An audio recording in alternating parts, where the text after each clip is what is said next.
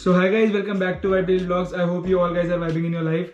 तो भाई आज की वीडियो कुछ ऐसे होने वाली है कि I am gonna share my experience in Canada, कि मेरा 1 साल से एक्सपीरियंस कैसा रहा कनाडा में, हाउ इज माई जर्नी, मैंने क्या क्या पॉजिटिव चीज़ें देखी कनाडा में, क्या क्या नेगेटिव्स देखे और क्या क्या चीज़ें मैंने कनाडा में आके सीखी। और अगर भाई तुम चैनल पर नए हो, पहली बार मेरी वीडियोस देख रहे हो यूट्यूब पे, तो भाई प्लीज़ सब्सक्राइब करना मत भूलना। तुम्हारा एक सब्सक्राइब बहुत ज़्यादा सपोर्ट देता है और बहुत एक मोटिवेशन देता है मेरे को।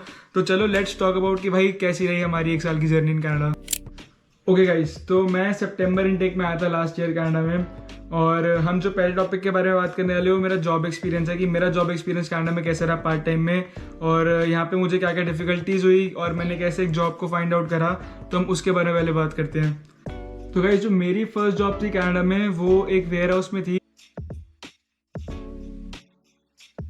और मेरा कुछ काम ऐसा होता था कि मेरे को ट्रक अनलोडिंग लोडिंग का काम करना पड़ता था वहाँ पे,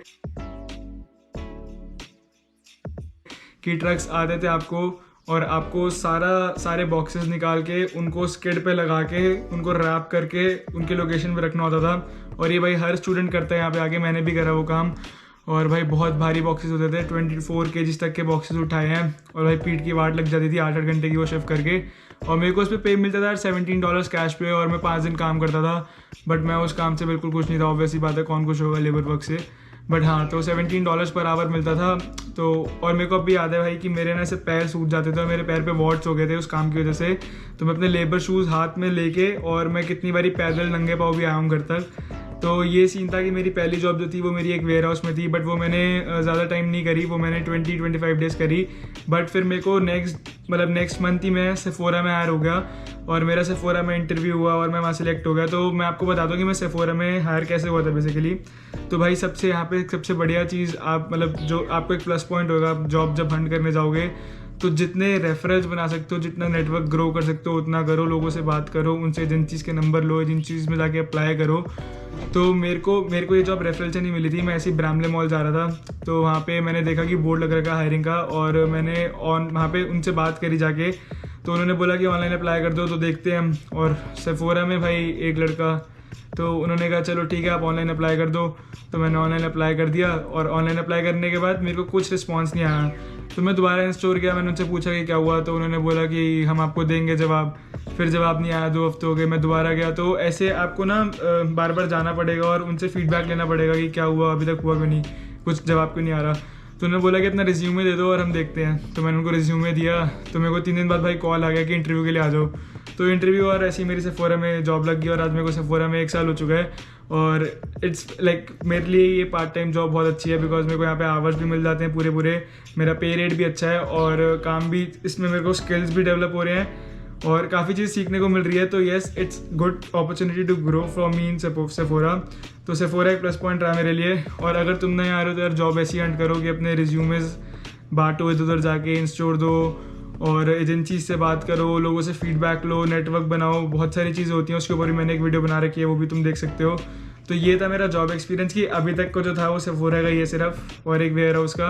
और हाँ, बीच में मैंने एक वेयर हाउस में और करता साथ में काम, तो मैं 60-60 घंटे काम कर रहा था एक हफ्ते में, 60 आवर्स 70 आवर्स। तो मेरी बॉडी जवाब देगी थी भाई, तो मैं इंडिया चला गया। मैं वापस आया तो मैंने वो काम छोड़ दिया, और मेरे को निकाल भी दिया समहाउ। और अच्छा हुआ मैं तो कहता हूँ निकाल दिया, बिकॉज मैं इतना काम नहीं कर पा रहा था। मैं भाई 70 आवर्स काम करना बहुत ज़्यादा हो जाता है हफ्ते में। तो अब मैं 40 आवर्स कर रहा हूँ और मैं इसी में खुश हूँ। तो मेरा जॉब एक्सपीरियंस अभी तक का ओके रहा है, इतना कुछ हार्श नहीं था, इतना कुछ मुश्किल भी नहीं था, ठीक था।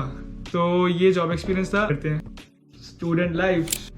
तो अगर भाई अब मैं अपनी स्टडीज़ की बात करूँ तो स्टडी, मैं अल्गोमा यूनिवर्सिटी का स्टूडेंट हूँ, और मेरा कोर्स है HRBM human resource and business management. और मेरे को इसमें 1 साल हो चुका है भाई, मेरे 2 सेमेस्टर्स पूरे हो गए, मैं 3rd सेमेस्टर में पढ़ रहा हूँ। और अगर मैं इन पिछले 2 सेमेस्टर्स की बात करूँ तो मैं मुंह पे कहता हूँ ब्रो, मैंने इतने कुछ स्किल्स डेवलप नहीं कर अपने कोर्स से, बिकॉज बहुत बेसिक कोर्स था, अकाउंटिंग बहुत बेसिक है यहाँ पे, और काफ़ी चीज़ें बेसिक हैं, काफ़ी टॉपिक्स बेसिक है जो आपने 12th में भी कर रखे हो और अपनी ग्रेजुएशन में भी करके आते हो आप। अगर आपने BBA में कर रखा है ग्रेजुएशन तो, या BCA में, तो इतना कुछ अभी तक खास लगा नहीं मेरे को। और यूनिवर्सिटी भी ओके शोकेश है, मैं ये नहीं बोलूँगा कि यूनिवर्सिटी बहुत अच्छी है, हाई स्केल यूनिवर्सिटी है, बहुत अच्छी लाइफ है, सोशल लाइफ है, स्टूडेंट लाइफ है, बहुत इवेंट्स होते हैं, ऐसा कुछ नहीं है। University is like average 5 out of 10 कह सकते हो उसकी रेटिंग, ठीक है। तो यूनिवर्सिटी ओके है, इतना सोच के मत आना कि यूनिवर्सिटी बहुत बेहतर है, नहीं। मेरे अल्गोमा यूनिवर्सिटी इज़ ओके। ठीक है। और बाकी कॉलेज का मेरे को भी पता नहीं, मेरे दोस्त हम्बर में भी है, लैम्पटन में भी है, सैनिका में भी है। तो हाँ, जो हम्बर वाले हैं और सैनिका वाले हैं भाई, मैंने उनको मज़े करते हुए देखा है, और यॉर्क यूनिवर्सिटी वालों को भी, क्योंकि भाई बहुत इवेंट होते हैं, और सैनिका और इन सब का तो कैंपस भी बहुत बड़ा है, तो उनकी लाइफ अच्छी, मतलब उनकी सोशल लाइफ है। बट अगर आप अल्गोमा के हो यार, तो सोशल लाइफ इतनी डेवलप नहीं होगी, क्योंकि इवेंट इतने होते नहीं हैं, होते भी हैं तो भाई इतने खास नहीं होते। और आपको एक्सपोजर की बात करूँ तो इस यूनिवर्सिटी में कम एक्सपोजर मिलेगा, बिकॉज यहाँ पे सारे इंडिया के ही लोग हैं हम, और थोड़ा बहुत नाइजीरिया के लोग हैं। तो ऐसा कुछ है नहीं कि आपको बहुत सारी डाइवर्सिटीज़ देखने को मिलेगी इस यूनिवर्सिटी में, नहीं। आप ऐसा है कि आप अपने बंदों से कनेक्शंस बना रहे हो, दैट्स ऑल। तो बाहर निकलना पड़ेगा और कनेक्शंस बनाने पड़ेंगे इस यूनिवर्सिटी से। तो भाई, और सोशल लाइफ की बात करें हमारी यूनिवर्सिटी में, तो ठीक है, ओके है। मेरी सोशल लाइफ कुछ है नहीं, तुम्हारे ऊपर डिपेंड करता है तुम्हारे दोस्त कितने हैं। अगर दोस्त अच्छे हैं भाई, तो सोशल लाइफ ऑब्वियसली बहुत अच्छी होगी, या तुम कितना आउटिंग कर रहे हो, कितना बाहर जा रहे हो, ठीक है। तो social life in my university और लाइक मेरी स्टडीज़ के बीच में मेरी ठीक है, सोशल लाइफ इतनी कुछ खास निकली नहीं अभी तक 1 साल तक। बाकी हाँ, यूनिवर्सिटी ओकेश है, पढ़ाई इतनी कुछ मुश्किल है नहीं यहाँ पे कनाडा में, साफ सीधी बात। तो एजुकेशन सिस्टम कनाडा का बहुत आसान है यार, कुछ ज़्यादा मुश्किल है नहीं। पोस्ट ग्रेजुएशन कर लो, BBA कर लो, अंडर ग्रेड कर लो, कोई इतनी वो नहीं है, टेंशन वाली बात है नहीं। पढ़ोगे तो भाई सब हो जाएगा, बस यहाँ एक टेंशन होती है फीस निकालने की, तो उस चक्कर में हम पढ़ नहीं पाते, सिर्फ इतनी सी बात है, और कोई बात है नहीं, इतना मुश्किल है नहीं। तो ये था भाई हमारा study life.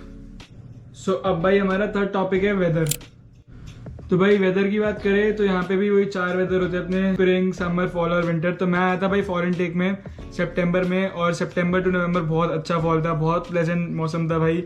You can enjoy, you can go out, और इतने अच्छे आपको ग्रीनरीज दिखेंगी, फॉल्स दिखेंगे, फॉल कलर्स इतने प्यारे हैं कनाडा में। Canada is best known for their weather, Canada का वेदर बहुत अच्छा है।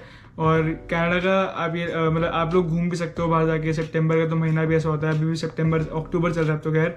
तो सितंबर टू नवंबर फॉल्स बहुत अच्छे होते हैं यहाँ पे, दोबारा फॉल्स चालू हो चुके हैं, तो मैं फॉल की वीडियो भी आपको दिखाऊंगा। तो फॉल्स बहुत अच्छे थे यहाँ पे, पिछले साल बहुत अच्छा एक्सपीरियंस रहा मेरा फॉल्स में।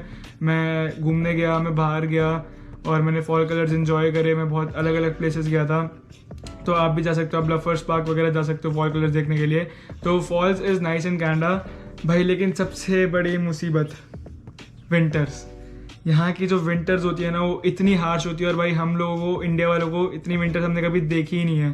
मतलब अगर तुम दिल्ली से हो भाई, मतलब तुम साउथ साइड से हो या तुम नॉर्थ साइड से हो, तो भाई बहुत ज़्यादा विंटर्स है भाई, बहुत। यहाँ पे नॉर्थ तो नहीं, खैर मैं कहूँगा, तुम अगर ईस्ट से हो या साउथ से हो भाई, तो बहुत हार्श विंटर्स हैं।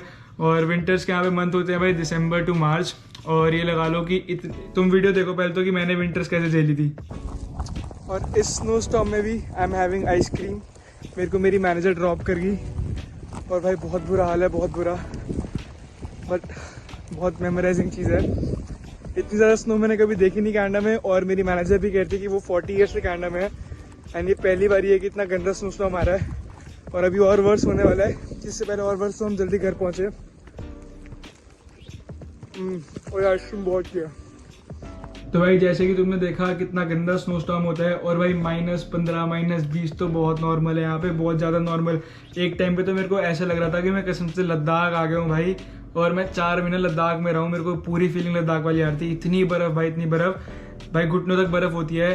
तो अगर तुम बस पे ट्रैवल कर रहे हो तो बहुत ज़्यादा मुश्किल है भाई, टू बी ऑनेस्ट। मतलब मुश्किल तो खैर क्या ही, बट हाँ, तुम्हारे स्नो शूज़ अच्छे लेना भाई, कि जिससे तुम्हारे शूज़ में बर्फ़ ना घुसे, और भाई तुम्हें कोई फ्रोज़न बाइट ना हो। मेरे को फ्रोज़न बाइट हुई थी लास्ट मतलब विंटर्स में, और इस विंटर्स में ना हो, मैं ये देखता हूँ भाई। नहीं तो फ्रोज़न बाइट जब हो जाती है ना, तो भाई फट जाती है भाई, 10 मिनट तो बहुत दर्द होती है। तो अपने get your good shoes, winter shoes, और जैकेट अच्छी ले लेना, -15-20 वाली कॉस्को से ले लो। कॉस्को से बहुत सस्ती मिल जाती हैं जैकेट्स, होलसेल प्राइस में मिल जाती हैं, तो कॉस्को से उठा लो। और शूज़ मैं बोलूँगा वॉलमार्ट से भी तुम ले सकते हो, नहीं तो कोई अच्छे ब्रांडेड शूज़ लेना भाई।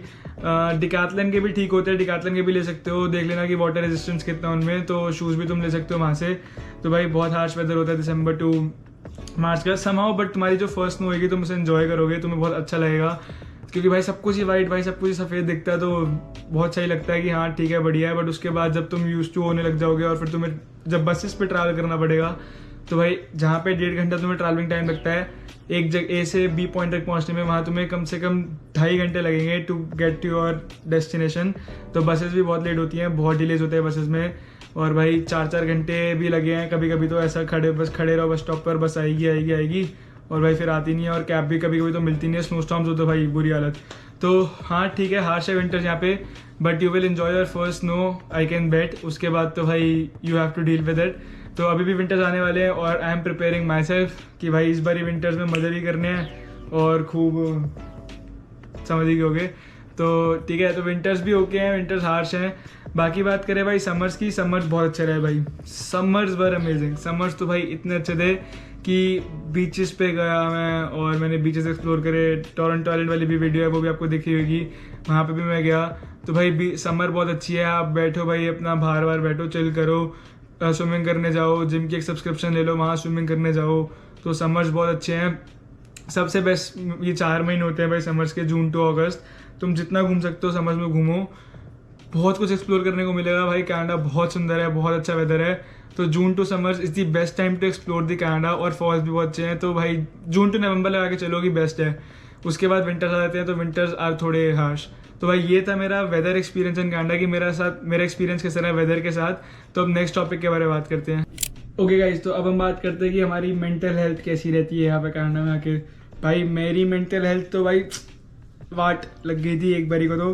तो मैं आया था जब, तो भाई आपको ऑब्वियसली बात है, कोई सी कंट्री से निकलोगे, घर से बाहर निकलोगे, तो मेंटल हेल्थ थोड़ी बहुत तो आपकी हिलती है।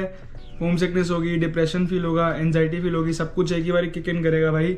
बट हाँ, अगर भाई आपके दोस्त अच्छे हैं यहाँ पे, तो you can have good mental health. To be honest, social life अच्छी है तो मेंटल हेल्थ कहीं हद तक अच्छी हो सकती है। बट मेरी मेंटल हेल्थ बहुत डिप्रेसिंग हो गई थी भाई, बहुत एंजाइटी भरी हो चुकी थी। मेरे को बहुत सारे एंजाइटी अटैक्स आने चालू हो गए थे और बहुत गलत चीज़ें भी आई दिमाग में। और उसके बाद फिर मैंने थोड़ा बहुत अपने आप को अपलिफ्ट करना भी चालू करा। तो मेरी सोशल लाइफ, तो मैंने आपको बताया कि मेरी सोशल लाइफ तो भाई बहुत ही डिग्रेड हो गई थी यहाँ पे आगे। तो फिर डिप्रेशन एंजाइटी के बाद मेरे को थोड़ा बहुत ठीक होना चालू हुआ, बिकॉज मैंने बहुत चीज़ें करी अपनी लाइफ में। बहुत आई स्टार्टेड रीडिंग बुक्स, और मैं जिम जाना चालू हुआ। मैं जिम वैसे भी जाता था, तो मैंने एक अपनी ट्रांसफॉर्मेशन अपने आप को चैलेंज करके वो भी करना चालू करा।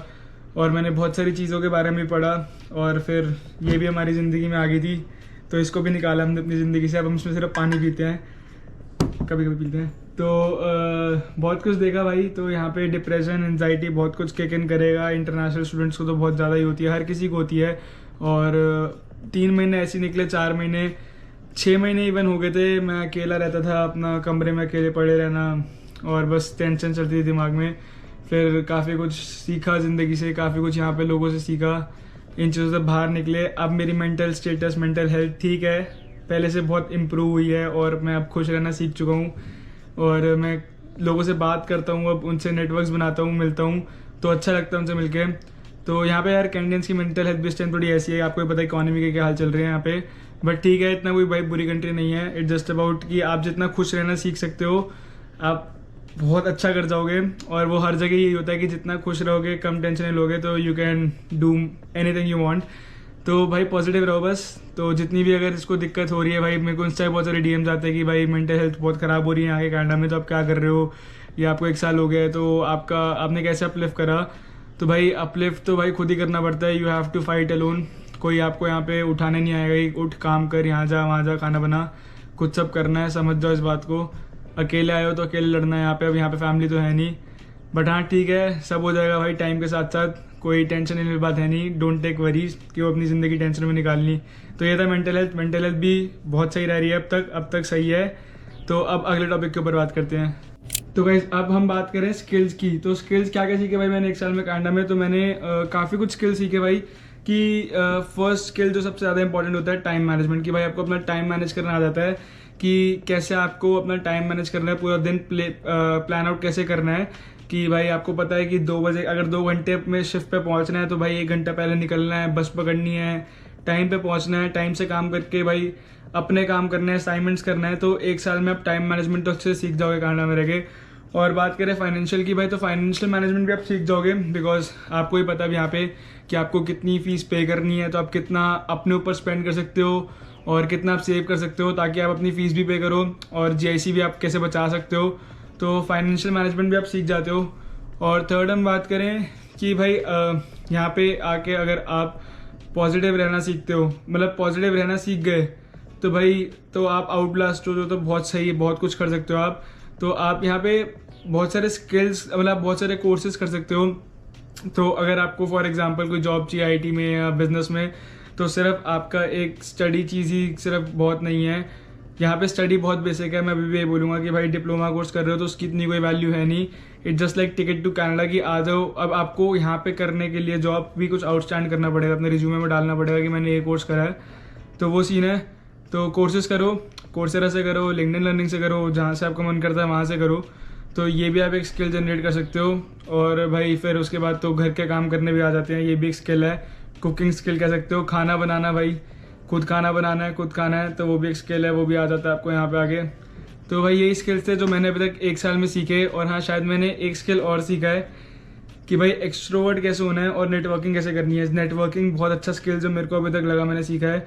बिकॉज जब तक आप लोगों से नेटवर्क नहीं करोगे, एक ग्रुप नहीं बनाओगे, तो आपको आगे जॉब में रेफरेंस मिलनी मुश्किल होती है। तो आप रेफरेंस दे सकते हो, उनसे बातें कर लो, उनका एक्सपीरियंस पूछो, उनका काम कैसे चल रहा है, ताकि आप भी उस इंडस्ट्री में जाके ग्रो कर सको।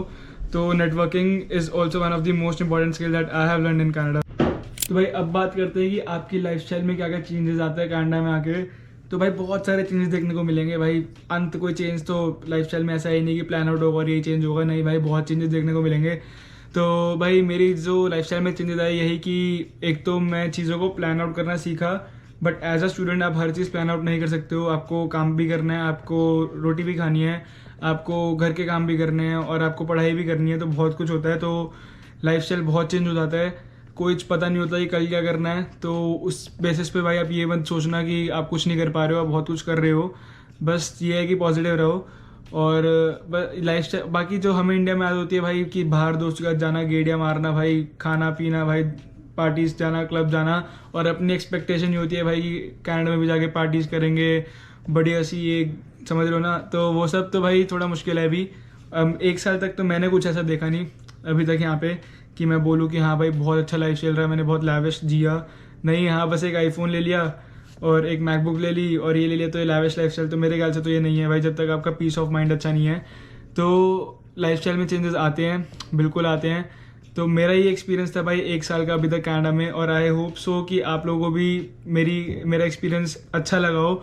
और आप लोग भी अपने एक्सपीरियंस शेयर करो कमेंट सेक्शन में कि देखते हैं कैसा किसका एक्सपीरियंस क्या रहा है, कौन कितना पॉजिटिव रहा है, कौन कितना नेगेटिव रहा है, और क्या आप सोचते हो इस कंट्री को लेके, वो भी मुझे बताओ।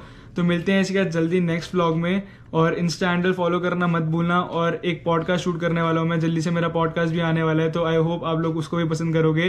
तब तक के लिए लाइक, सब्सक्राइब, शेयर करो। Signing off, bye bye.